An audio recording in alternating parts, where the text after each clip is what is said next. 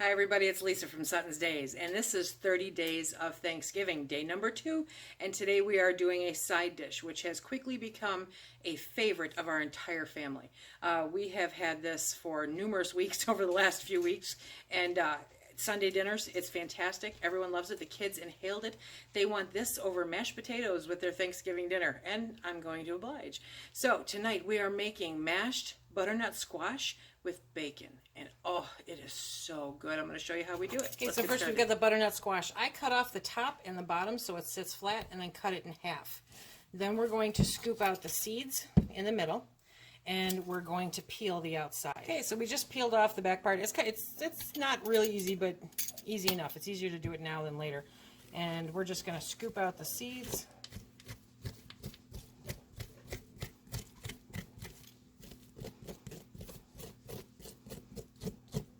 Okay.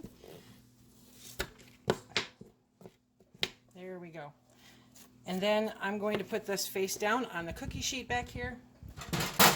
When I'm done with the other one, I'm going to add about a cup of water into the cookie sheet, and the oven has been preheating at 400. I'm going to put it in the oven, let it go for about 30-45 minutes, depending on your oven, depending on your squash.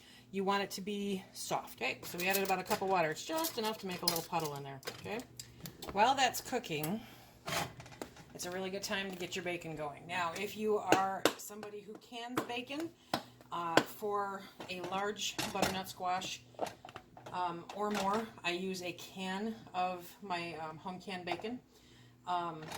Base it on how much you have, how much you like. I have some pre-cooked, partially pre-cooked bacon. I'm going to heat that up and cook down the fatty parts of it. And this is what I'm going to chop up and put into the squash when it's time. Okay, just pulled it out of the oven. We're going to let it sit for just a couple minutes and cool off. But I just, out of desperation, grabbed a shish kebab skewer or marshmallow skewer, and just to test and see if it was soft enough. And it is. So we're going to let it cool off and then cut it up into chunks, get it into a bowl. Okay, so I'm just going to kind of haphazardly cut it up into chunks.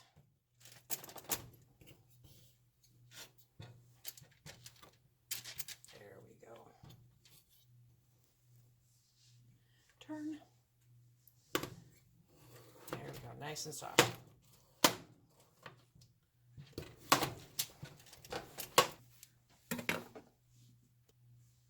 Okay, in the big mixing bowl, I'm going to put an entire stick of butter, because butter is second only to bacon.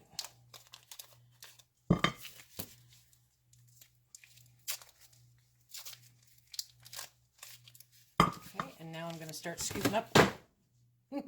Now I'm going to start scooping up the squash and put it in the bowl.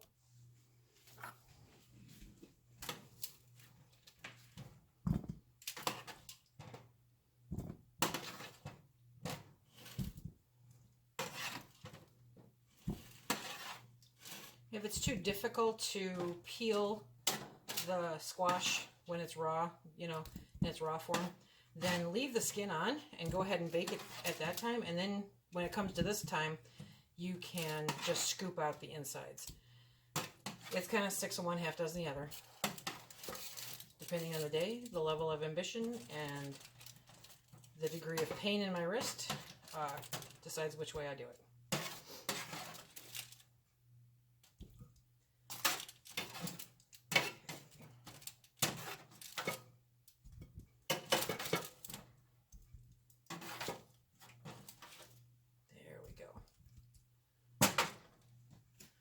Okay, now we're going to get the hand mixer out and whip it up.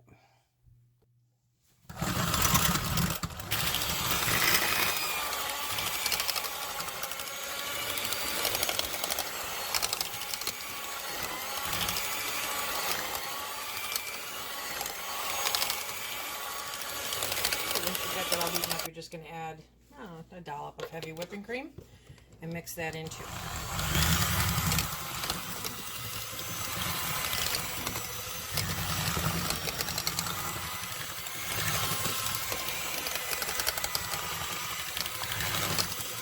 Okay, so now we've got this all whipped up really nice and smooth. And now we're going to take the bacon. I cooked up the bacon extra crispy and then chopped it up. Now, I didn't chop it up real fine. I don't want like store-bought bacon bits. I want pieces of bacon, right? Because bacon makes everything better. So we are going to just pop that in there.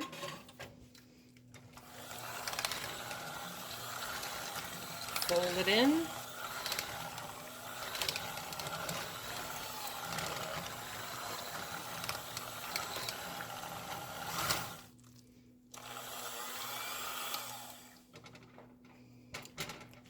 Okay, now just grab that, make it all nice and pretty in your bowl, okay? And everybody gets a little bit of bacon in with their squash. And then the taste of the butter, the creaminess from the heavy whipping cream. You're going to have to fight off Uncle Joe from the table for this stuff. It is so good. Very easy. Does it get any easier than that? If the squash did not soften up enough for you, the first go around, go ahead and toss it in the microwave. Full disclosure, I ended up doing that. So you want to do whatever you can to get that as soft as possible before you start beating it up. Then you add in the butter and a little bit of heavy whipping cream, tiny bit of heavy whipping cream, and then the bacon. And this is sure to be a family favorite. Okay, so that is the butternut squash with bacon and butter. Really, really good. Now that was just a small amount. There's actually a little bit more than this, but I've got taste testers in the other room right now. So you'll want, depending on the amount of people that you're feeding, you'll want to increase the butternut squash and the bacon and potentially the butter. I would say 1 stick of butter is good for 2 tops of the decent sized butternut squash. And if you use more than that, I would definitely add more butter and bacon, depending on your taste. It's up to you. You can go as heavy or as light as you'd like. That's the best part about this. So I will leave a link with all of the information as far as the nutritional values, the carb count, all of that fun stuff in the description box below. And I remember this is part of hashtag 30 Days of Thanksgiving. So remember to check out the other channels that are participating. They're in the description box below also. Remember, if you like what we do here, please hit that like, subscribe, and share. Check us out on Instagram and Facebook. And until the next time, be safe.